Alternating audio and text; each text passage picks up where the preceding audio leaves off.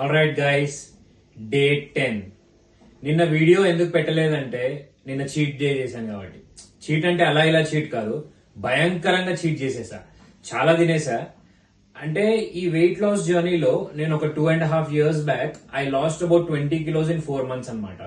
So basically weight gain ని మనం weight loss ని కేటగరైజ్ చేయాలి అంటే you can put it in to 2 categories. ఈసారి 10 days లో నేనేం మిస్టేక్ చేశాను చెప్తా. Those 2 categories are, first category is you have to be consistent. Second category is once you get consistent and you get into the flow state, appudu you have to go for momentum.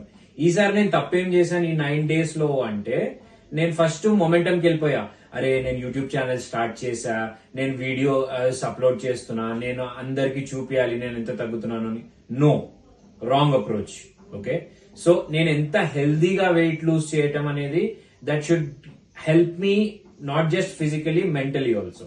Okay, coming down to weight, ఈ రోజు ఏంది అంటే నేను చెప్పాను కదా భయంకరంగా cheat చేశానని. So ఒక 700 grams పెరిగాను అనమాట.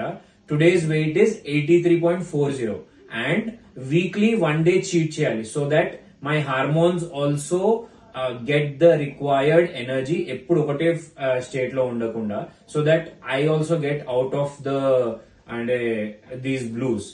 సో చూద్దాం, ఈరోజు డే 10, రేపటి నుంచి డే 11.